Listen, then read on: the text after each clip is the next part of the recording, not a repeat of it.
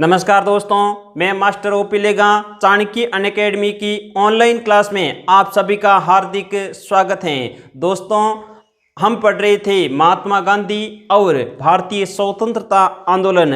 आज हम पढ़ेंगे महात्मा गांधी के प्रारंभिक प्रमुख आंदोलन।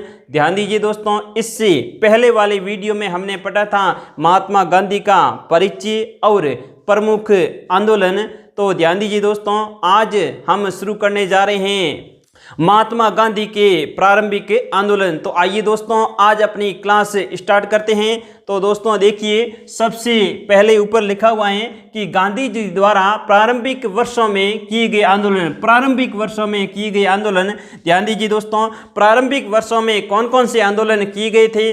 पहला था चंपारण सत्याग्रह, दूसरा था अहमदाबाद का मिल मजदूरों का आंदोलन, और तीसरा था खेड़ा आंदोलन, और चौथा था खिलाफत आंदोलन, और पांचवा था असहयोग आंदोलन। तो ये ध्यान दीजिए प्रारंभिक वर्षों में किए गए आंदोलन है, जिसमें आज हम पढ़ेंगे। ध्यान दीजिए दोस्तों, सबसे पहला आंदोलन जिसका नाम है चंपारण आंदोलन। तो अपनी नोटबुक में लिख लीजिए चंपारण सत्याग्रह या आंदोलन। ठीक है,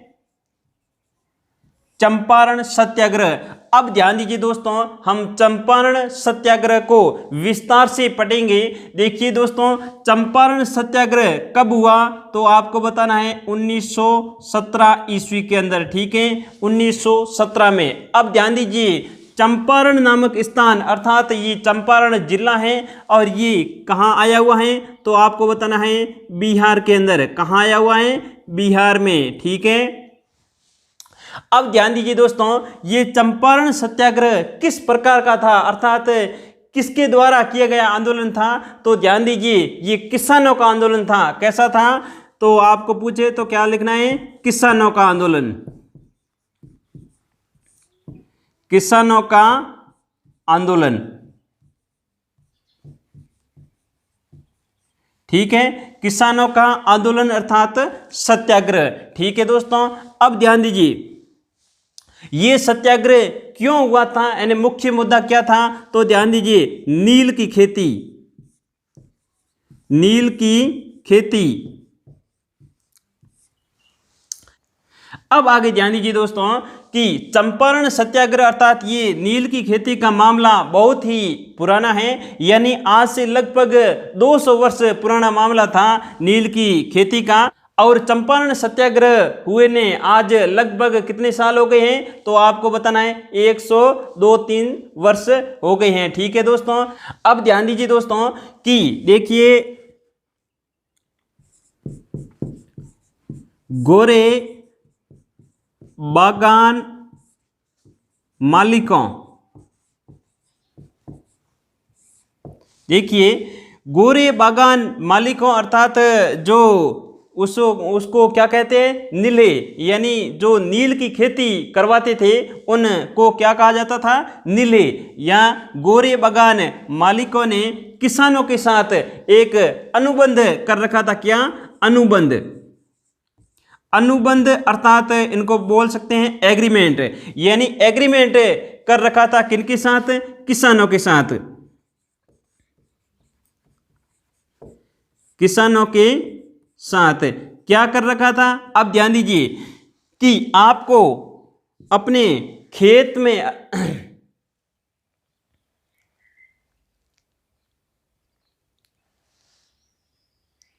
कि आपको अपने खेत के 3/20वें हिस्से पर नील की खेती करना अनिवार्य है, और इस प्रथा को क्या कहा जाता है तो आपको बताना है तिनकठिया। तो ध्यान दीजिए,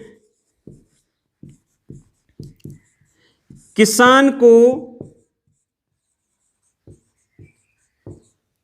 अपने खेत के 3/20वें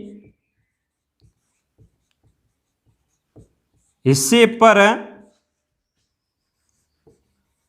नील की खेती करना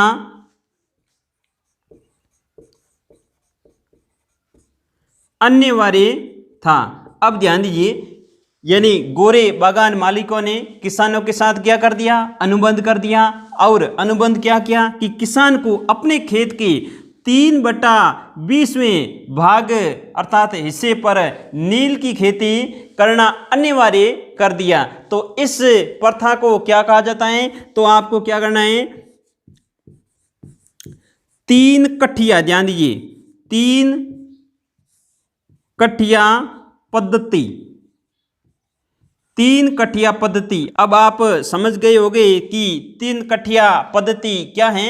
यानी किसान को अपने खेत के 3/20वें हिस्से पर नील की खेती करना अनिवार्य कर दिया था। तो इसको क्या कहा जाता है, 3 कठिया पद्धति। अब ध्यान दीजिए दोस्तों, अब किसानों की समस्या क्या हो रही थी कि यूरोप के अंदर, कहां पर, यूरोप में रासायनिक रंगों की खोज हो चुकी थी। रासायनिक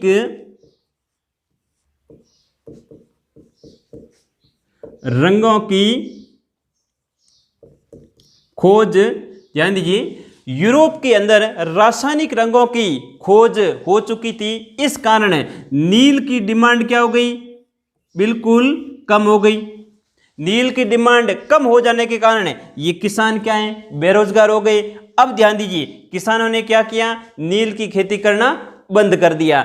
अब ध्यान दीजिए दोस्तों कि नील की खेती से एक तो समस्या होती क्या, मुख्य रूप से तो जमीन बंजर हो जाती थी, और दूसरा अब ये नुकसान होने लग गया क्योंकि नील की डिमांड नहीं हो रही थी। इस कारण अब क्या कर दिया, डिमांड नहीं होने के कारण अंग्रेजों ने इनके ऊपर दबाव बनाना शुरू कर दिया। अगर आप इसकी यानी नील की खेती नहीं करोगे तो आपके साथ, ध्यान दीजिए, अनुबंध किया हुआ है, यानी आपको अनुबंध किया हुआ है कि नील की खेती करना अनिवार्य है, आपको नील की खेती करनी पड़ेगी। अगर आपको नील की खेती नहीं करनी है तो आपको क्या करना है, इस अनुबंध को रद्द करना पड़ेगा। अनुबंध को रद्द करने के लिए क्या करना पड़ेगा, टैक्स देना पड़ेगा। ठीक है, तो इनके ऊपर नाना प्रकार के गैर कानूनी, ध्यान दीजिए, गैर कानूनी कर लगाने शुरू कर दिए। यानी इनसे अवैध रूप से बहुत सारा धन वसूलना शुरू कर दिया। किनसे, किसानों से। किसने, गोरे बागान मालिकों ने। ठीक है दोस्तों, अब ध्यान दीजिए दोस्तों कि नील की खेती करना अनिवार्य है, और नील का भाव तय कौन करेंगे, भाव ये तय करेंगे गोरे बागान मालिक, यानी किसान भाव तय नहीं कर पाएगा। यानी माल तो किसका, किसान का, और भाव तय कौन करेगा, अंग्रेज। और मनमानी का भाव, ध्यान दीजिए, जो भी ये भाव तय करेंगे उस भाव के अंदर किसान को नील देनी पड़ेगी। अब किसानों की समस्या ये हो गई कि अब नील की डिमांड तो नहीं हो रही है, इन कारण नील के भाव नहीं है। तब लोग बेरोजगार हो गए, अर्थात इस नील से जो पैसा मिलता उनसे तो उनका घर खर्चा भी नहीं चलता था। इन कारण किसानों ने इस नील की खेती को करना बंद कर दिया। तब अंग्रेजों ने क्या कर दिया, इनसे नाना प्रकार के गैर कानूनी कर लेने शुरू कर दिए, अर्थात अवैध रूप से धन वसूल करना शुरू कर दिया। तभी यहाँ का एक व्यक्ति था जिसका नाम था राजकुमार शुक्ल। क्या नाम था, राजकुमार शुक्ल। ये भी अपनी नोटबुक में लिख लीजिए, राजकुमार शुक्ल, राजकुमार शुक्ल। तो ध्यान दीजिए, राजकुमार शुक्ल किसानों का नेता था, और इन किसानों को न्याय दिलवाने के लिए उसी समय ही गांधी जी दक्षिण अफ्रीका से लौटकर भारत आए थे। तो ये राजकुमार शुक्ल कहाँ चला गया, गांधी जी से मिलने के लिए चला गया था। तो ध्यान दीजिए, ये गांधी जी से मिला कहाँ पर, तो आपको बताना है लखनऊ के अंदर। कहाँ मिला, लखनऊ के अंदर गांधी जी से मिला था। तो इसका भी विशेष ध्यान देना। अब इस व्यक्ति ने यानी राजकुमार ने गांधी जी को अपनी समस्या बताई, यानी चंपारण कि किसानों की दुर्दशा इनको बताई। तो गांधी जी राजी हो गए थे चंपारण जाने के लिए। तो ध्यान दीजिए दोस्तों, यहाँ लिख लीजिए चंपारण जाने के लिए। तभी अंग्रेज उच्च अधिकारियों को ये पता चला कि महात्मा गांधी चंपारण आ रहे हैं, और अंग्रेजों को तो वैसे ही पहले महात्मा गांधी के बारे में परिचय था कि इन्होंने दक्षिण अफ्रीका के अंदर भी इस गोरों की हालत खराब कर दी थी। तो अब तो ये इनका मूल देश है, यानी विदेश के अंदर जाकर महात्मा गांधी ने इन अफ्रीका वासियों को न्याय दिलवाया था। तो अब तो ये इनका मूल देश है, यहाँ तो न्याय दिलवाना तय है। ठीक है दोस्तों, तो अब ध्यान दीजिए, गांधी जी चंपारण गए, परंतु पहले ही इनको कह दिया कि आप चंपारण नहीं आओगे। जब ध्यान दीजिए इनका सहयोग दिया था, यानी चंपारण के जो व्यक्ति थे अर्थात बिहार के व्यक्ति थे, तो इन्होंने सहयोग दिया कि आप गांधी जी को आने कैसे नहीं दोगे, हम गांधी जी का सहयोग करेंगे। तो अब ध्यान दीजिए दोस्तों, गांधी जी का सहयोग किन किन व्यक्तियों ने किया, तो ये भी कई बार परीक्षा के अंदर प्रश्न पूछा जाता है। तो ध्यान दीजिए, डॉक्टर राजेंद्र प्रसाद, क्या नाम है, डॉक्टर राजेंद्र प्रसाद, ये बिहार के ही थे, जो कि भारत के पहले राष्ट्रपति बने। और दूसरे व्यक्ति थे जे.बी. कृपलानी, क्या नाम है, जे.बी. कृपलानी, ठीक है। और तीसरे व्यक्ति का नाम है महादेव देसाई, क्या नाम है, महादेव देसाई, ठीक है, महादेव देसाई। और एक और व्यक्ति था जिसका नाम था नरहरि पारीख, ठीक है, नरहरि पारीख। और एक और व्यक्ति था जिसका नाम था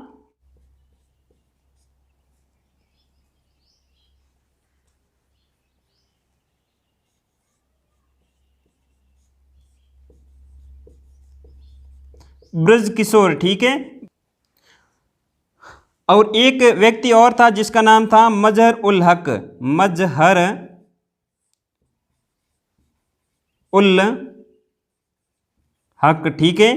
तो इन व्यक्तियों ने गांधी जी का सहयोग दिया था, कहां पर, चंपारण के अंदर, ठीक है। अब ध्यान दीजिए दोस्तों, गांधी जी ने अंग्रेजों से कहा कि भाई ये देखिए तिनकठिया प्रथा समाप्त होनी चाहिए, और जो अवैध रूप से वसूला गया धन है वो किसानों को वापस लौटा देना है, ठीक है। अब दोस्तों ध्यान दीजिए आगे क्या हुआ, अंग्रेजों ने एक जांच आयोग बिठाया था, तो इनका भी आप विशेष ध्यान रखना। जांच आयोग किसने बिठाया, तो ध्यान दीजिए अंग्रेजों ने जांच आयोग बिठाया, और इस जांच आयोग का सदस्य किनको बनाया, तो आपको बताना है गांधी जी को। गांधी जी को सदस्य बनाया, यानी अंग्रेजों के द्वारा चंपारण में किसानों की दुर्दशा अर्थात किसानों की वास्तविक समस्या को समझने के लिए एक जांच आयोग बिठाया, और इस जांच आयोग का किनको सदस्य बनाया, तो आपको बताना है गांधी जी को, ठीक है।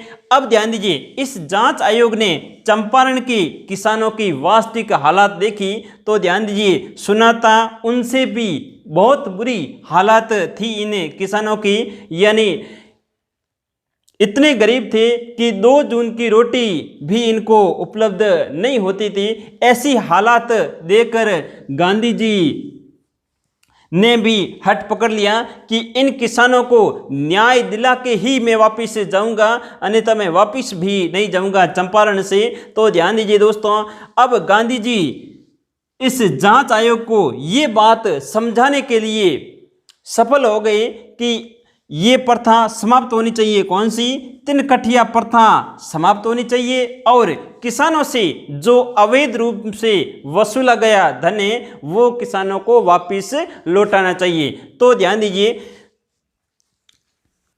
25% राशि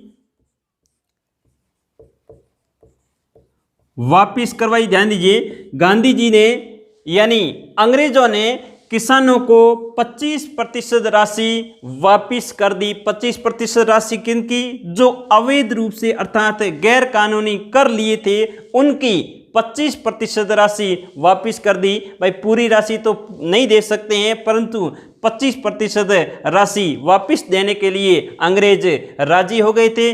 अब ध्यान दीजिए दोस्तों, एक तो 25% राशि वापिस लौटा दी और दूसरा ध्यान दीजिए ये 3 कठिया प्रथाएं ये क्या किया? समाप्त कर दिया। तो इनका परिणाम क्या हुआ? तो ध्यान दीजिए, एक तो 3 कठिया प्रथा समाप्त कर दी और किसानों को 25% राशि वापिस लौटा दी। अब ध्यान दीजिए, ये किसान आंदोलन अर्थात सत्याग्रह पूर्ण रूप से सफल हो गया। तो इनकी सफलता को देखते हुए ध्यान दीजिए, एक व्यक्ति था जिसका नाम था रविंद्रनाथ टैगोर। ध्यान दीजिए, रविंद्रनाथ टैगोर। रविंद्रनाथ टैगोर ने गांधी जी को उपाधि दी थी जिसका नाम है महात्मा। ध्यान दीजिए, ये भी आप विशेष ध्यान रखना दोस्तों, महात्मा की उपाधि किसने दी? तो आपको बताना है रविंद्रनाथ टैगोर ने। किनको दी? तो ध्यान दीजिए, गांधी जी को महात्मा की उपाधि सबसे पहले किसने दी? रविंद्रनाथ टैगोर ने। कब दी? तो चंपारण सत्याग्रह के दौरान दी थी कि आप तो वास्तव में महान आत्मा हो, यानी इतना बड़ा काम कर दिया है कि अवैध रूप से वसूली गई राशि को भी वापिस लौटा दिया और जो 100 वर्षों से चली आ रही 3 कठिया पद्धति, इस पद्धति को भी आपने समाप्त कर दिया, इसलिए आप तो महान आत्मा हो अर्थात महात्मा हो। तो ध्यान दीजिए, गांधी जी को रविंद्रनाथ टैगोर ने महात्मा की उपाधि दी। और दोस्तों एक व्यक्ति का और नाम आप याद रखना, इस सत्याग्रह का अर्थात चंपारण सत्याग्रह का एक व्यक्ति ने विरोध किया था, उस व्यक्ति का नाम क्या है? तो आपको बताना है NG रंगा। ठीक है, तो यहां आप लिख लीजिए NG रंगा। NG रंगा ने क्या किया? सत्याग्रह का विरोध किया, सत्याग्रह का विरोध किया। ठीक है, NG रंगा ने सत्याग्रह का विरोध किया था, अर्थात एकमात्र व्यक्ति जिसने सत्याग्रह का विरोध किया। तो दोस्तों आपको लगभग समझ में आ गया होगा। एक बार फिर मैं आपको अच्छे से समझा देता हूं। देखिए दोस्तों, चंपारण सत्याग्रह कब हुआ? 1917 में। चंपारण कहाँ है? बिहार के अंदर। ये किसान आंदोलन है, ये आप विशेष ध्यान देना। और किस मुद्दे पर हुआ था? तो नील की खेती। ध्यान दीजिए, नील की खेती यानी गोरी बागान मालिकों ने किसानों के साथ क्या कर रखा था? अनुबंध कर रखा था, यानी आप अपने खेत के 3/20 हिस्से पर नील की खेती आप करोगे, यानी अनिवार्य रूप से करोगे, इसका आप विशेष ध्यान देना। तो इस पद्धति को क्या कहा जाता है? 3 कठिया पद्धति कहा जाता है। ध्यान दीजिए दोस्तों, और उसी समय यानी 20वीं सदी में, ध्यान दीजिए 20वीं सदी अर्थात शताब्दी, 20वीं शताब्दी के अंदर यानी 19वीं शताब्दी के जब अंत हो रहा था अर्थात 20वीं सदी जब प्रारंभ हो रही थी, तब यूरोप के अंदर रासायनिक रंगों की क्या हो गई? खोज हो गई। रासायनिक रंगों की खोज हो जाने के कारण नील की डिमांड शून्य हो गई, अर्थात बहुत ही नगण्य मात्रा हो गई थी। इस कारण ध्यान दीजिए किसानों ने क्या किया? नील की खेती करना बंद कर दिया। अब इधर अंग्रेजों ने ये दबाव बनाया कि अगर आप नील की खेती बंद करोगे तो आपको विभिन्न प्रकार के कर देने पड़ेंगे। ठीक है, तभी आप नील की खेती को बंद करके दूसरी खेती कर पा सकोगे। ठीक है दोस्तों, तो ध्यान दीजिए इस समस्या से परेशान होकर एक किसान नेता था जिसका नाम था राजकुमार शुक्ल। राजकुमार शुक्ल किसानों की समस्या लेकर कहाँ गए? गांधी जी के पास। गांधी जी से कहाँ मिले? लखनऊ के अंदर। ठीक है, और गांधी जी को राजी कर दिया चंपारण आने के लिए, और गांधी जी चंपारण गए। चंपारण आने पर यह सूचना जब अंग्रेजों को मिली, तब इन्होंने यानी अंग्रेजों ने गांधी जी का पुरजोर विरोध किया और कहा कि आपको चंपारण नहीं आना है। तब ध्यान दीजिए यहाँ के प्रमुख नेता डॉक्टर राजेंद्र प्रसाद, जे.बी. कृपलानी, महादेव देसाई, नरहरि पारीक, ब्रजकिशोर, मजहर उल हक, इन्होंने क्या किया, गांधी जी का सहयोग किया कि अंग्रेजों को ये कहा कि आप कैसे नहीं आने दोगे, यहाँ के स्थानीय नेता हैं गांधी जी और आप इनको नहीं आने दोगे तो हम भी आपका विरोध करेंगे। तो ध्यान दीजिए इनकी विरोध को देखते हुए गांधी जी को चंपारण आने में अनुमति दे दी गई थी। अब ध्यान दीजिए चंपारण जाने के बाद में गांधी जी ने वहां जाकर किसानों की दुर्दशा देखी। तब वास्तव में जो सुना था उनसे भी बहुत बुरी हालात थी इन किसानों की। तब अंग्रेजों को कहा कि आप एक जांच आयोग बिठाओ। तब अंग्रेजों ने एक जांच आयोग बिठाया और इस जांच आयोग का गांधी जी को सदस्य बनाया गया और इस जांच आयोग ने चंपारण की वास्तविक स्थिति को जाना, अर्थात किसानों की हालात को जाना। तब वास्तव में लगा कि ये जो गांधी जी कर रहे हैं वो सही है। तब ध्यान दीजिए गांधी जी इस आयोग को अर्थात जांच आयोग को ये बात समझाने के लिए सफल हुए कि तिनकठिया पद्धति ये बहुत बुरी पद्धति है, इस पद्धति को समाप्त करना है और किसानों से जो अवैध रूप से अर्थात गैर कानूनी कर वसूल किए थे इनको क्या करना है, वापिस लौटाना है। तब ध्यान दीजिए अंग्रेजों ने 25% राशि जो अवैध रूप से वसूली गई उस राशि की 25% राशि वापस लौटाई और तिनकठिया पद्धति है इस पद्धति को क्या किया, समाप्त किया। तो ध्यान दीजिए दोस्तों इस पद्धति को समाप्त करने पर वहाँ का एक व्यक्ति था रविंद्रनाथ टैगोर। रविंद्रनाथ टैगोर ने गांधी जी को महात्मा की उपाधि दी कि आप तो वास्तव में जीते जागते महान आत्मा हो, क्योंकि किसानों को इतनी बुरी हालत थी और किसानों को आपने बहुत अच्छा न्याय दिलवाया है, इसलिए आप वास्तव में महान आत्मा हो अर्थात महात्मा हो। इसलिए आप ये भी विशेष ध्यान देना कि गांधी जी को महात्मा की उपाधि किसने दी और कब दी। ठीक है, आगे ध्यान दीजिए दोस्तों इस व्यक्ति का भी नाम विशेष याद रखना। ये व्यक्ति विरोधी था किसका, गांधी जी का, यानी एनजी रंगा सत्याग्रह यानी इस चंपारण सत्याग्रह का विरोध किया था एनजी रंगा ने। तो इसका भी नाम आप विशेष रूप से दोस्तों ध्यान रखना। और एक बात और विशेष ध्यान देना, यानी इस चंपारण सत्याग्रह के अंदर गांधी जी ने भारतीय राजनीति में पहली बार भाग लिया था। भारतीय राजनीति में प्रथम बार हिस्सा लिया। ठीक है, ये भी आप विशेष ध्यान देना। और एक और बात ध्यान रखना दोस्तों, यहाँ से प्रथम बार भारत के अंदर सत्याग्रह अर्थात सविनय सत्याग्रह का आगाज हो गया था। इसका भी दोस्तों आप विशेष ध्यान देना। प्रथम बार भारत में सविनय यानी विनयपूर्ण मांग ये सफल हो गई थी। सत्याग्रह का आगाज,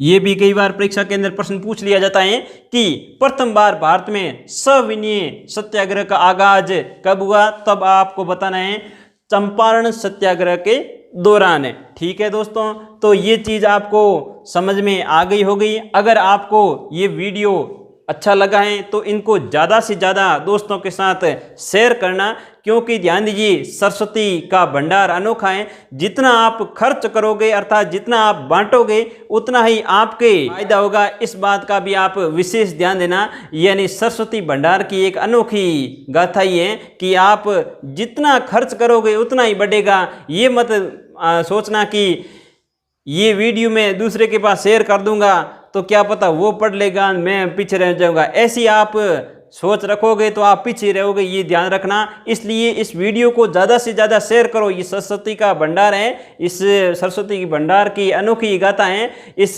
निःशुल्क ऑनलाइन क्लास का आप फायदा उठाइए और दोस्तों के साथ ज़्यादा से ज़्यादा वीडियो को शेयर करिए, ठीक है, ताकि हमारा भी हौसला बढ़े, हम आगे और अच्छे से अच्छे शानदार वीडियो आपके सामने ला सकें। इसलिए दोस्तों ध्यान दीजिए कि अगर कोई नया सदस्य है तो अभी सब्सक्राइब कर लीजिए चैनल को और बेल आइकन अर्थात घंटे का बटन भी प्रेस कर दीजिए, ताकि आपको समय पर वीडियो की सूचना मिल सके और सबसे पहले आप उस वीडियो को देख सके। तो धन्यवाद दोस्तों।